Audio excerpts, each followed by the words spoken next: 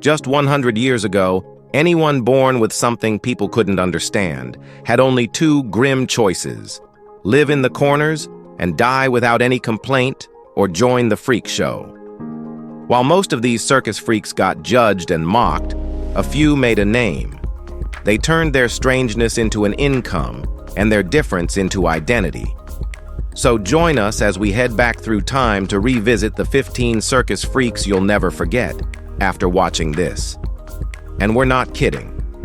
Let's start off this list with number 15, Radhika and Dudika Nayak. Radhika and Dudika Nayak came from Odisha and spent their short lives on display, bound not just by their skin, but by the freak show. They arrived in London in 1892, conjoined from chest to navel, and quickly became the Orissa twins, on tour with the infamous Barnum and Bailey. At the 1893 Chicago World's Fair, crowds came for their uniqueness, while journals wrote about their intelligence, grace, and the strange image of two girls raised by a Scottish governess. For nearly a decade, they lived under constant spotlight, until Dudika developed tuberculosis. In Paris, surgeon Eugène Doyen performed a filmed separation surgery, hoping to save Radhika. Unfortunately, Dudika didn't survive the procedure. Radhika, who never told her sister had died, was baptized as Marie Marguerite and taught needlework. She followed within a year, taken by the same creepy disease. The surgery film was shown to crowds, drawing both outrage and profit. Their bond was sacred. What the world turned it into was just another act. Number 14, Joe the Leopard Boy. Joe the Leopard Boy, born A.E. Bishel in 1869, was an African-American performer whose skin told a story, whether he wanted it to or not. He had leukoderma, a condition that left pale, irregular patches across his body, resembling leopard spots. Promoters saw profit. Barnum gave him a wild costume, a fictional backstory, and the name Leopard Boy. He wasn't the only one billed this way, but Joe became one of the first and most recognized. In the 1890s, he toured dime museums and smaller circuses, performing in silence while his skin did all the talking. The crowds stared. The real man stayed hidden. In 1909, Joe reportedly died after falling through a backstage trap door. He was just 40. His story barely made headlines. A few press clippings, one photograph, and a stage name are all that remain. Bishel, the man behind the moniker, was never part of the show's script. And in the world of freak shows, that's how they wanted it. Number 13, Matron in Miniature. Well, Lizzie Reed stood just shy of 3 feet tall.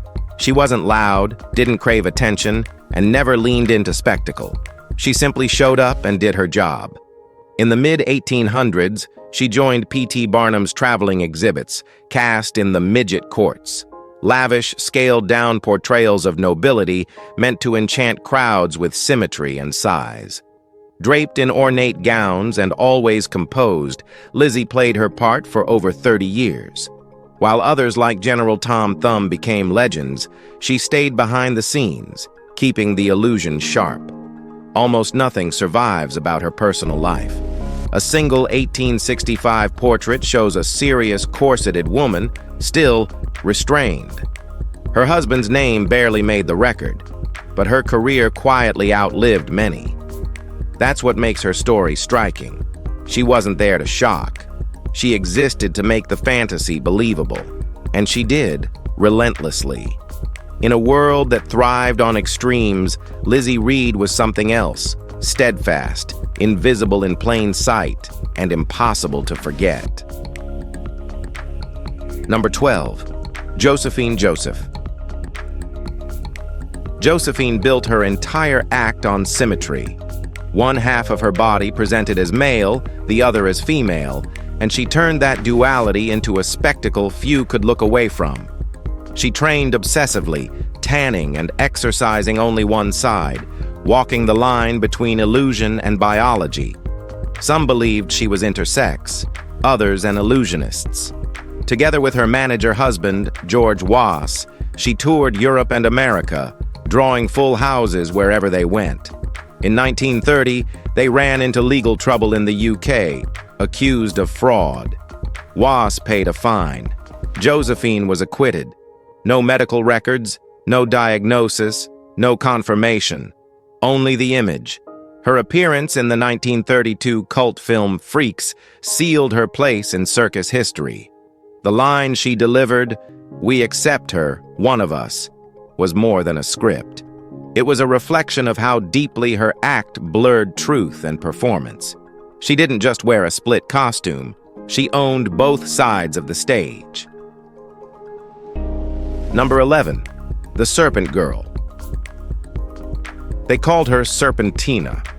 Her real name may have been Irene Farrell. Well, that's because no one really knows about this mysterious lady. But by the early 1900s, she'd already earned a reputation as the girl with no bones. Her body bent in ways that made audiences wince and stare. Limbs folding backward, spine curling like a ribbon, neck twisting until her head nearly met her ankles. It was likely an extreme form of joint hypermobility, but promoters packaged it as something supernatural. She started out in tiny clubs like Oakland's Globe Cafe, then moved to bigger circuits, eventually landing in the Marine Hippodrome. By the 1940s, Ripley's Believe It or Not picked her up, launching her into national fame. She never spoke on stage, she just moved. Slow, hypnotic, disturbing. Posters told wild stories, but her act didn't need words. It was her body alone that delivered the shock. After the lights dimmed and the noise faded, she vanished. Number 10. Sia Khan. Sia Khan ibn Kashmir. Khan lived a brutally short life in southern Iran, but left behind a body so extraordinary it still baffles science. Born in 1913 near Lapui, he developed normally until age 6. Then his body spiraled out of control. Growth exploded. Poverty forced his family to exhibit him for coins. In his early teens, he was contracted for public shows in Tehran. In 1933, doctors recorded his height at around 8 feet 6 inches. He was battling Proteus syndrome, which warped him beyond recognition. His arms stretched nearly 4 feet, and his skull alone weighed 6 kilos. He could barely keep his head up. When Dr. Gorban, founder of Shiraz Medical School, encountered him, he arranged for medical care and full documentation. Sia died of pneumonia in 1938, his final years spent in hospital care. Today, his skeleton stands behind glass in Shiraz, a man once gawked at, now studied in silence. A rare life, exploited first, preserved second. Number 9. The Ossified Man. The so-called ossified man was a fixture of sideshows, billed as a human slowly turning to stone. Behind the curtain, these were people suffering excruciating conditions like myositis ossificans progressiva, where muscles hardened into bone. Others lived with ankylosis or severe cerebral palsy. None of that mattered to promoters. They'd throw around fake medical jargon like polyarthritis deformans and tell the crowd they were seeing a living statue. Jonathan R. Bass became the most recognized face, but others, Dolly Reagan, Frank Woods, Charlie Porter, Emma Schaller, were also placed under the lights. Many couldn't stand, barely moved, trapped in stretchers or wheelchairs while strangers filed past. And sometimes, there wasn't even a person behind the display, just an automaton, a clever machine dressed up to look human. The truth didn't sell, the illusion did. What started as real suffering was spun into sideshow drama. The audience came for the strange, never realizing they were staring at real people. Number 8. Barnum's Plowing Elephants. Barnum never let truth get in the way of a good story. Around the late 1840s, just after building his grand estate, Iranistan, he had elephants plow the fields in front of it. Not to farm, just to be seen. His home sat beside a major train route into New York City, and as passengers passed by, they'd catch a glimpse of massive elephants dragging plows. The message? The man inside must be worth stopping for. That was the trick. Barnum later admitted the whole thing was for show. Feeding the elephants costs more than the land could ever produce. When the gimmick ran its course, he sold the animals to another circus. But it worked. Visitors poured in. His museum raked in profits. And he cemented a legacy built on illusion. For Barnum, farming wasn't about food. It was about headlines. And in his world, elephants didn't just move dirt. They dug up attention. That was the only harvest that mattered. Now let's head over to number 7, Miss La La. Anna Olga Albertina Brown, aka Miss La La, wasn't just an aerialist, she was a force. Born in 1858 in Stettin, now Szczecin, Poland, this Afro-German performer stunned audiences under stage names like the Black Venus and La Mulatresse Cannon. Her signature act? Being lifted high above the arena by nothing but her teeth. She also hoisted objects, and sometimes people, the same way. She toured Paris, London, and Europe's grandest venues, captivating crowds with strength, grace, and command. In 1879, Edgar Degas immortalized her in his painting Miss La La at the Cirque Fernando. But she was never just a muse. She was a star. After a tragic rehearsal accident killed her performing partner in 1888, she left the stage and married fellow performer Emmanuel Woodson. They had 3 daughters, all circus-bound too. While art galleries showcase her silhouette, the real Miss La La soared by her own strength. Number 6, William Pagel. William Pagel built his circus from sweat, grit, and a stubborn will to entertain. Born to a blacksmith in Germany, he earned his forge license at 17, then jumped ship, literally, working as a stoker and cook across the globe. In Australia, he met Mary Dinsdale, a sharp Yorkshire woman who'd become his partner in life and business. Together, they founded Pagel Circus, hauling wagons through southern Africa, performing with lions, elephants, and sheer nerve. Madame Pagel handled leopards with a steady hand, even as wartime whispers questioned their German roots. During World War I, he was briefly interned, yet kept performing.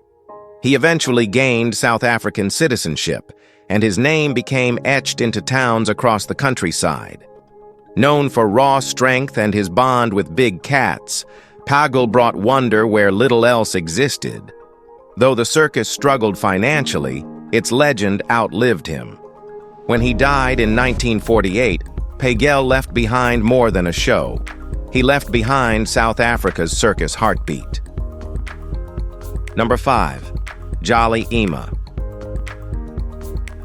Jolly Ema grinned from postcards and carnival posters coast to coast, usually beneath a sign that read, "Happy Fat Lady." One flyer pegged her weight at 620 pounds. Maybe it was true, maybe it wasn't. But no one really questioned it. Her size was the show. Photos posed her beside chairs, flags, even children, anything to exaggerate her frame. She smiled in every shot, but not all of them looked joyful. In the freak show era, fatness wasn't something to hide. It was something to sell. And Ema turned it into a business. Some laughed, some jeered, but no one looked away. Her real story is almost completely lost. No birth certificate, no obituary, just a few yellowing scraps and faded photographs. What survived isn't her weight, it's her look.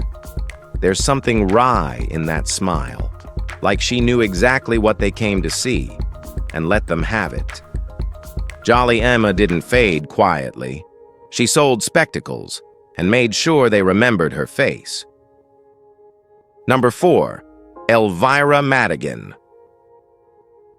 Elvira Madigan was born Hedvig Antoinette Jensen in 1867 into a world of acrobats and applause. Her mother was a circus artist, and Elvira was raised between tents, stages, and ropes. She trained in Russia as a slack rope dancer and toured Europe, dazzling crowds by juggling or playing piano high above the ground. They called her the daughter of the air. But the spotlight blurred when she met Sixten Spara, a Swedish nobleman already married with children. Against every warning, she ran away with him in 1888, believing in love. But reality didn't follow romance. Spara, drowning in debt and disgrace, shot Elvira in a forest on the Danish island of Tåsinga before turning the gun on himself. She was only 21.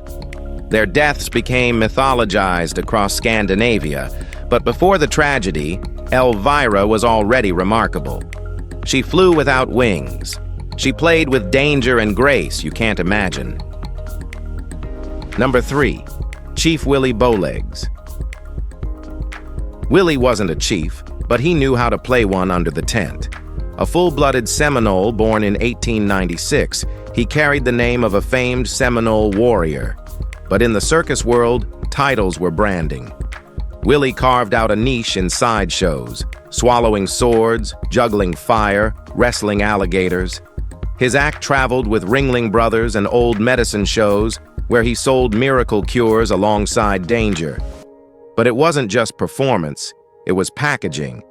The feathers, the fringe, the mystique. Audiences didn't see the man. They saw what promoters wanted them to see. And Willie leaned into it because it paid the bills. He kept the act going into old age, eventually retiring in Chicago, far from his Florida roots. But who he really was beneath the costume remains uncertain. In a world that turned indigenous identity into pageantry, Willie danced a complicated line between myth and man and survival. He never dropped the act. Number 2. Matilda de Fassi. Matilda de Fassi, born in 1845 in Italy, rose to become one of Europe's most influential circus figures in the late 1800s. Adopted by famed performer and circus manager Thomas Price, she eventually inherited his operation. After marrying fellow performer William Parrish, they launched Circo Price in Madrid in 1880, an ambitious venture at a time when few women ran the show, let alone starred in it. Matilda was more than an equestrian acrobat. She managed every aspect of the circus, hiring talent, coordinating travel, designing performances. When her husband died in 1917, she took full command, guiding the circus through its most pivotal years until her own passing in 1918. Under her leadership, Circo Price became a Spanish institution.